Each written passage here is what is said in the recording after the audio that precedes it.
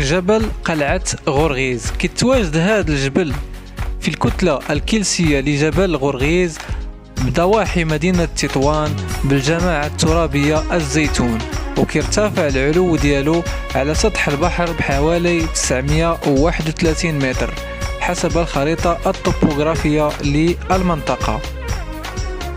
وفي قمة الجبل كتواجد واحد القلعة قديمة غادي نتعرفوا على السر ديال التواجد ديالها بهذا المكان بالذات، وغادي نتعرفوا على المؤهلات الطبيعية ديال المنطقة.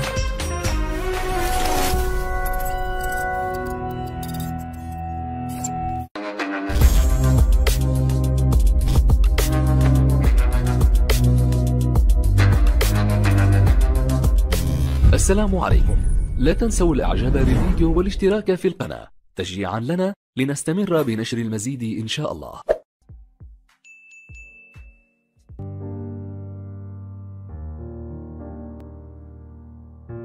السلام عليكم أصدقائي، ومرحبا بكم في هذا الفيديو اللي غادي نتعرفوا من خلاله على قمة جديدة ووجهة جديدة، قمة جبل قلعة غورغيز.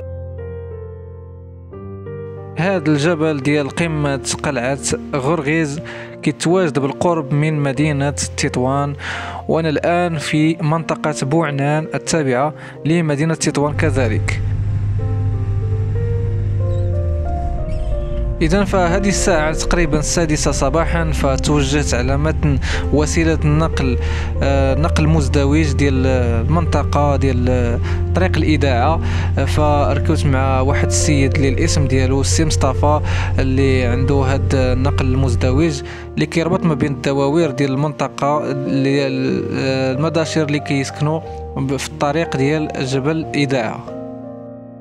فكيف ما لاحظتوا معايا كنت تسنيت وحده الصيدليه ديال بوعنان، من تما مشينا ديريكتومون لواحد البلاصه كتسمى تزارين، يعني هو حطني في واحد الدخله ديال الدوار ديال تزارين ومشى.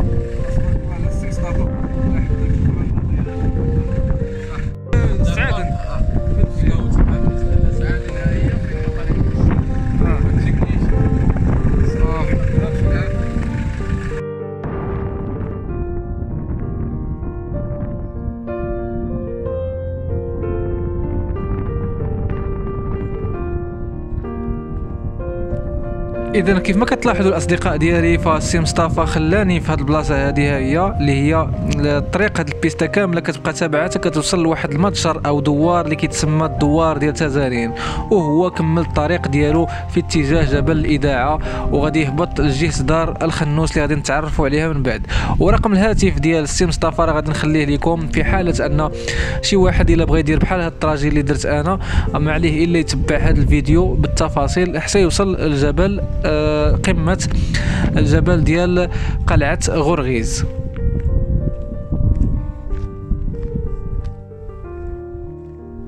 غادي نمشي للجبل ديال غورغيز، جبل غورغيز، ومن جبل غورغيز غادي نمشي ان شاء الله لجبل الإذاعة. وفي الجهة هادي كاين واحد كاين الدوار ديال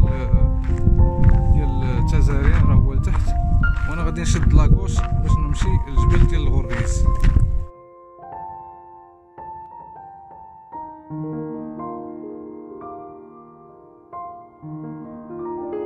اذا في الاصدقاء ديالي هاد الطراجي هذا باين وواضح بزاف، وما غاديش يكلفكم الوقت بزاف باش انكم توصلوا لقمه جبل غورغيز. فكما كتلاحظوا معايا هذه هي الدوار او المتجر ديال تزارين، وعقلوا معايا مزيان على هاد المنطقه ديال تزارين، لان فاش غادي نكون راجع وغادي نمشي لواحد الجبل واحد اخر اللي هو سميتو جبل الاذاعه غورغيز، غادي ندوز من هذاك الدوار ديال تزارين ونطلع في دوك الجبال اللي كاينين من فوقه.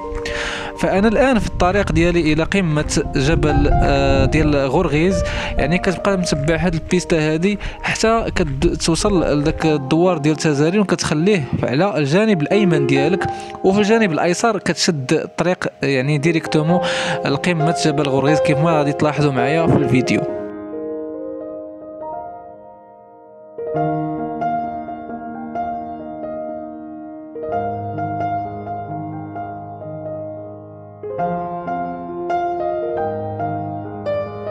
فوالا الاصدقاء ديالي الدوار ديال تزارين، وهذاك الجبل اللي من فوق راه هو ان شاء الله غادي نطلع له حتى هو، وهذيك ما هي الا طريق باش انك كتوصل لجبل الاذاعه.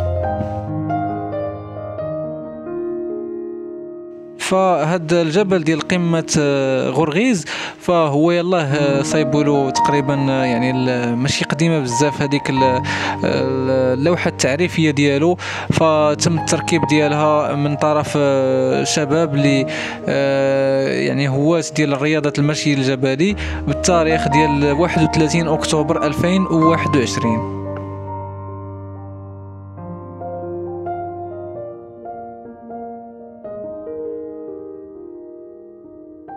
اذا باش نهضروا شي شويه على المنطقه ديال تزارين، فهاد الدوار ديال تزارين هو كباقي الدواوير اللي كيجمعهم كاملين، كتجمعهم واحد الجماعه الترابيه ديال الزيتون.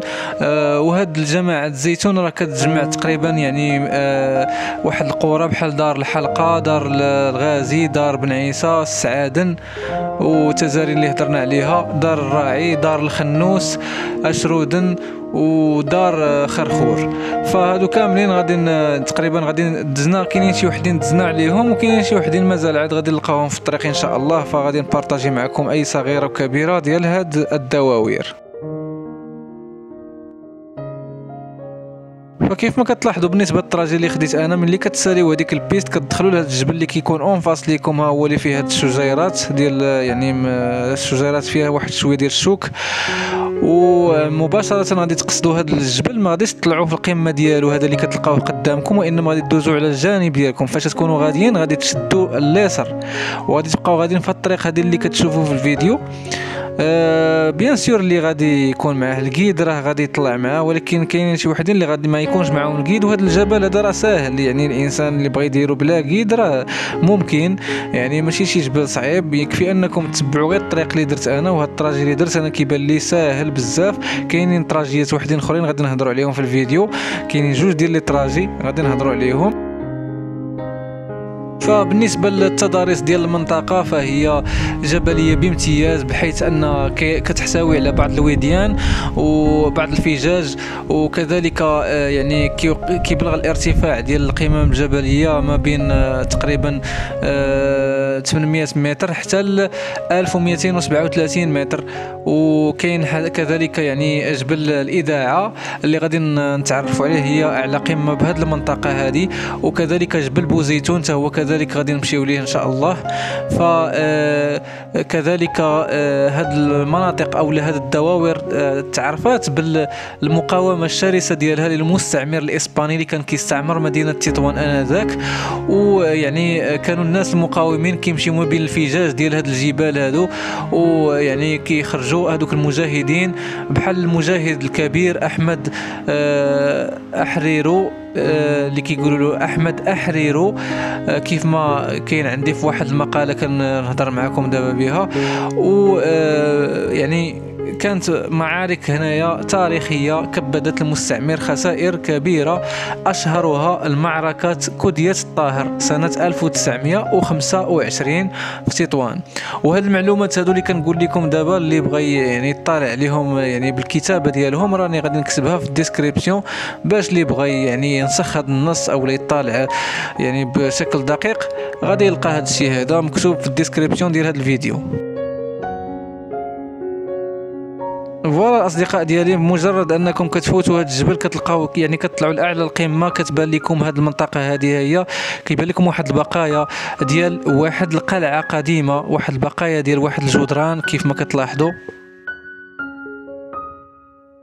وهاد القلعه راه كتواجد بالبلاكه، حدا البلاكه بالضبط، راه البلاكه غادي تبان لكم راه هي على اليسار. وهذه القلعه هي على شكل قاعده عسكريه كتخص الاستعمار الاسباني، والهدف منها هو حمايه مدينه تطوان المستعمره انذاك من هجوم المقاوم احمد خرخور. فهذا البطل القليل اللي غادي يعرفوه هو كان تابع لاحمد الريسوني، ومن ثم عبد الكريم الخطابي. وكانت واحد المعركة شهيرة قادها ضد الاستعمار، وهي معركة دار بن قريش، مصدر المؤرخ الكبير محمد الرايس. وكنشير بان هذه المعلومات هذه ساعدني فيها واحد الشخص اللي هو صديق ديالي في الفيسبوك اللي الاسم ديالو منير، وغادي نخلي لكم رابط التواصل في الديسكريبشن ديال هذا الفيديو. اذا الاصدقاء ديالي، بمجرد انكم مين كتوصلوا لهاد البلاكه هذه، اللوحه التعريفيه ديال الجبل، غادي تشوفوا المنظر بانورامي ساحر على مدينه تطوان القبائل ديال الحوز وساحل تمودا باي، وكذلك يعني يمكن لكم تشوفوا بعض المدن الساحليه الشماليه، خصوصا بعض المدن بحال مارتيل وكذلك الرينكون او المضيق والفنيدق وسبته كذلك. بالنسبه لاخوان التراجي كيفاش غادي توصل لهذا الجبل هذا، فعندكم يعني 3 ديال الطرق. الطريقه الاولى هي انكم تكونوا مدينه تطوان، غادي تدوزوا البوعنان، يعني كدوز هذيك القنطره ديال البوعنان، ومن القنطره ديال البوعنان غادي تدخلوا في واحد الغابه، من هذيك الغابه كيطلعوا مباشره لهذه القمه الجبل. وهذه خاص يكون معاك يعني واحد المرشد، انا ما درتهاش، وانما هذه راه كيديروها الاغلبيه ديال الناس اللي كيطلعوا لهذا الجبل غورغيز، كيدوزوا من الغابه. وكاين الطراجي الثاني هو انكم كدوزوا من بوعنان كتمشيو لواحد الشلال سميتو شلال بوسملال، راه دزنا ليه قبل فاش كنا غاديين لجبل الحلقه، رجعوا الفيديوهات السابقه غادي تلقاو داك الشلال. من هذاك الشلال كتبقاو غاديين مع واحد الخندق اولا مضيق حتى كتوصلوا لجبل غورغيز. وكاين هاد الطراجي هذا اللي شفتو معايا، راني يعني باختصار كتمشيو يعني كتشدوا هذيك النقل المزدوج من الصيدليه اللي كاينه في بوعنان، ومن تما كيجيبكم مباشره للدخله ديال تزارين، كتجيو في هذيك البيستا واحد شويه، ومن تما كتخليو تزارين على يديكم اليمين، كتشدوا اليسار كتطلعوا ديريكتومون كتلقاو هذا الجبل. راه ساهله، اسهل طريق هي هذه اللي درت تقريبا واحد يعني شي ساعه ونصف او ساعه المكانه كتكون هنايا في قمه الجبل. وهذه هي القلعه اللي كتلاحظوا معايا. شوفوا انا طلعت يعني العلو ديالها، يعني اعلى نقطه كاينه في هذه القلعه طلعت ليها، فعلا كيبان لك واحد الرؤيه واضحه هنايا، خصوصا انهم كانوا يعني كيستعملوا داك المكبر، يعني كانوا كيكبروا يعني هذا الفيو اللي كاينه من هنايا.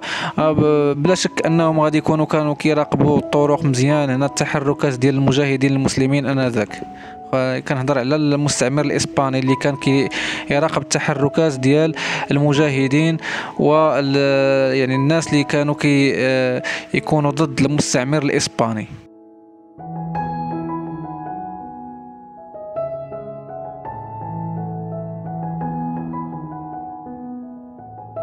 الوغ دابا غادي نهضروا على المبيت. المهم هضرنا على التراجي، هضرنا على المؤهلات الطبيعيه، غادي نهضروا شويه على المبيت. فيمكن لكم تخيموا بهذه المناطق، فهي جد امنه والسكان ديالها ناس مزيانين، ما غاديش يأذيوكم ولا شي حاجه. هذا البلان الاول هو انكم تقدروا تطونطيو هنايا وتجلسوا. البلان الثاني هو يمكن لكم ترجعوا من مدينه الى مدينه تطوان، يعني ترجعوا من المدينه ديال تطوان وتهبطوا في ديك الغابه اللي كاينه ديال بوعنان، وتهبطوا تما احد الفنادق تباتوا فيهم.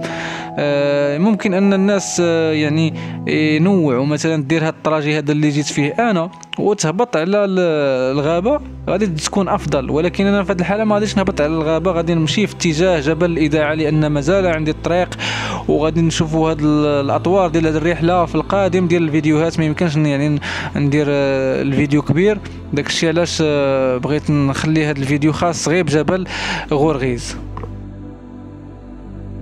ويمكن لكم ديروا قضيه اخرى باش انكم تباتوا. هذا الاقتراح الثالث هي انكم تمشيو يعني تكملوا كيف ما غادي ندير انا، غادي تكملوا السير في اتجاه ديال جبل الاذاعه، فجبل الاذاعه ديال تطوان. فمن يعني كيفاش غادي دير توصل لجبل الاذاعه ديال تطوان؟ غادي تدوز اولا، غادي ترجع لذاك الدوار ديال تزارين اللي لاحظتوا معايا في الاول الفيديو، كتوصل ليه حتى تما وكدوز من الوسط ديالو وكتطلع داك الجبل اللي كيطلع على تزارين. من تما عاوتاني كتشد لاكوش حتى كتوصل للجبل ديال الاذاعه. فاش غادي توصلوا لجبل الاذاعه تما غادي يبان لكم واحد الدوار كاين لتحت، هذاك الدوار سميتو دوار دار الخنوس، كتهبطوا مباشره فيه حتى كتوصلوا لدوار دار الخنوس. تما كيستقبلوكم الناس، واحد السيد الله يعمرها دار غادي تباتوا عنده، وغادي يجيب لكم الاطباق المحليه يعني بلديه ديال دوك الناس الله يعمرها دار، داكشي طايب على حقه وطريقه يا سلام، والاثمنه جد مناسبه. غادي نخلي لكم رقم الهاتف ديالو، وغادي يعجبكم المنطقه تما، وغادي تزيدوا انكم تقدروا يعجبكم نرافقكم تطلعوا لواحد الجبل اي حداهم تما حدا ديك دار الخنوس، غتطلعوا ليها مباشره جبل ساهل زويون ناضي سميتو جبل بوزيتون، وتا هو راه غادي نطلع له ان شاء الله. من غادي يعني غادي نطلع له غادي نوريكم الفيديو والفلوغ وكلشي وكاع لي ستوري وداكشي اللي الناس اللي متبعيني في الفيسبوك وفي الانستغرام راه غادي يشوفوا لي ستوري. امور لي ستوري راه كنديروا هذا الفلوغ هذا اللي كيكون شامل للمعلومات، حيت كاين بعض المعلومات اللي حتى كنسالي الرحله ديالي عاد كنلقاهم عاد كيقولوهم ليا لي كيد والناس اللي كيكونوا تما. وبالنسبه للناس اللي عندهم سيارات او وسيله النقل موتور كما كان الحال، المهم وسيله النقل اون جينيرال، راك غادي تجيب الطوموبيل ديالك ولا شي حاجه غادي تحطها حدا داك الدوار ديال تزارين وغادي تطلع لهاد جبل غرغيز. عاوتاني فاش ترجع غادي تشد الطوموبيل ديالك وغادي تخرج للشانطي او الطريق وغادي تشد الطريق ديريكتومون جبل الاذاعه، ومن تما من داك جبل الاذاعه كاينه الطريق عاوتاني واصل حتى لدار الخنوس، كتهبط الهبطه ديريكتومون كتوصل لدار الخنوس وها انت ناضي بخير. يا سلام، حتى الطوموبيل راه كتنفع بحال هكا غادي تنفعك.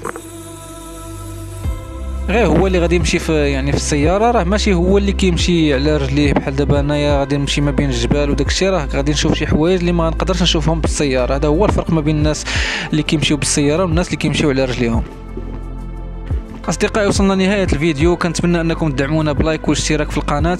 تحياتي لكم كاملين ومزيدا من الرحلات ان شاء الله، وحاولوا انكم تسافروا في هذه الوقيته هذه ديال فصل الربيع لان الدنيا زوينه، راه غادي تدوز واحد المده راه ما غاديش تلقاو هذه الخضوره وهذا الشيء.